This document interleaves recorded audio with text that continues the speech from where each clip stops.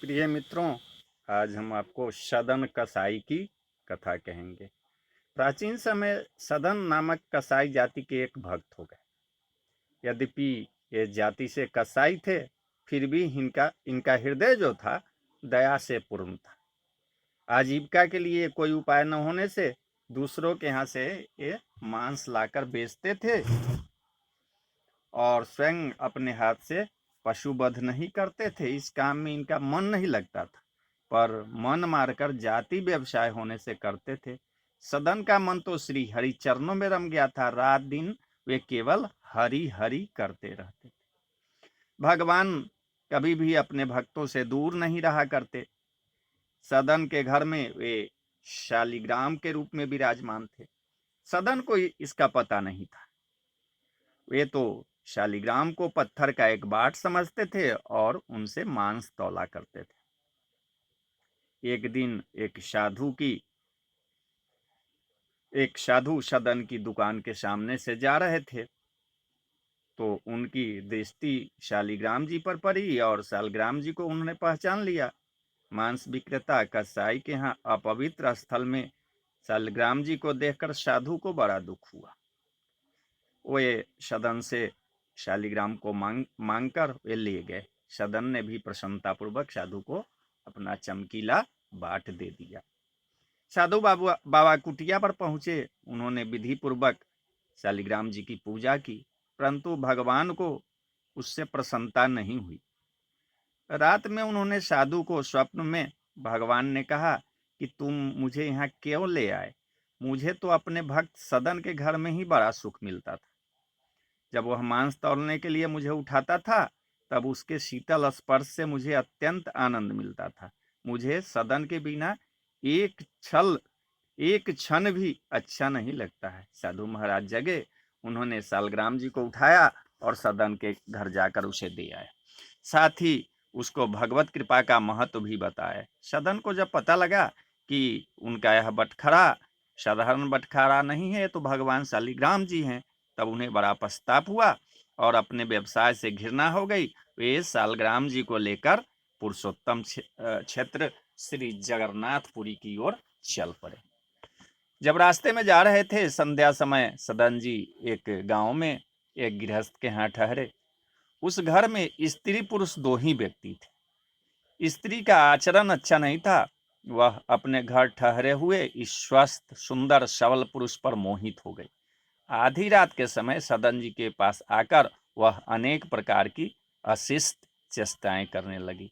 यह देखकर वे हाथ जोड़कर बोले, तुम तो मेरी माता हो, अपने बच्चे की परीक्षा मत लो माँ, मुझे तुम आशीर्वाद दो।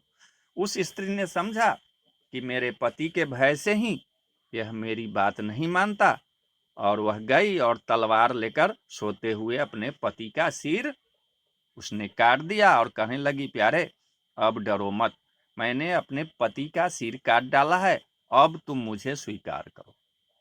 सदन भय से कांप रहे थे। स्त्री ने अनुनय विनय करके जब देख लिया कि उसकी प्रार्थना स्वीकार नहीं हो सकती, तब द्वार पर आकर छाती पीट पीट कर रोने लगी। उसका रुदन सुनकर गांव के लोग एकत्र हुए।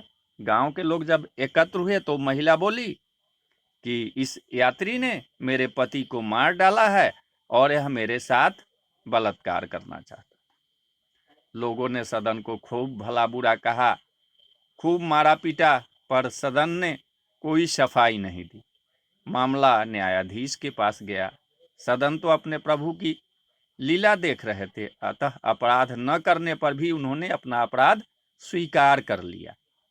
न्यायाधीश की आज्ञा से सदन के दोनों हाथ काट लिए गए। सदन के हाथ कट गए, रुधिर की धारा चलने लगी। उन्होंने इसे भी अपने प्रभु की कृपा ही माना। उनके मन में भगवान के प्रति तनिक भी रोष नहीं आया। भगवान के सच्चे भक्त इस प्रकार निरपराध कष्ट पाने पर भी अपने स्वामी की दया ही मानते हैं। भगवान नाम का कीर्तन करते हुए सदन जगन्नाथपुरी की ओर चल पड़े। उधर पुरी में प्रभु ने पुजारी को स्वप्न में आदेश दिया कि मेरा भक्त सदन मेरे पास आ रहा है, उसके हाथ कट गए हैं, पालकी लेकर जाओ और उसे आदर पूर्वक ले आओ। पुजारी पालकी लिवाकर गए और आग्रह पूर्वक सदन को उसमें बैठा कर ले आए। सदन ने जैसे ही श्री जगन्नाथ जी को दंडवत करके कीर्तन के लिए भुजा उठाई तो उनके दोनों हाथ पूर्ववत ठीक हो गए। प्रभु की कृपा से हाथ ठीक तो हुए, पर सदन के मन में शंका बन ही रही थी कि ये हाथ क्यों काटे गए। रात में स्वप्न में भगवान ने सदन जी को बताया कि तुम पूर्व जन्म में काशी में सदाचारी विद्वान ब्राह्मण थे। एक दिन एक गाय कसाई के घेरे से भागी जा रही थी, उसने तुम्हें पुकारा। तुमने कसाई को जानते हुए भी गाय के गले में दोनों हाथ डालकर और उसे भागने से रोक लिया।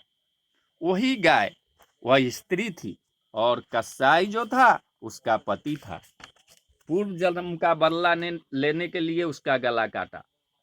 तुमने भयातुर गाय को दोनों हाथों से पकड़कर कसाई को सौंपा था। इस पाप से तुम्हारे हाथ कट गए और इस दंड से तुम्हारे पाप का नाश हो गया। सदन ने भगवान की असीम कृपा का परिचय पाया और वे भगवत प्रेम में विह्वल हो गए।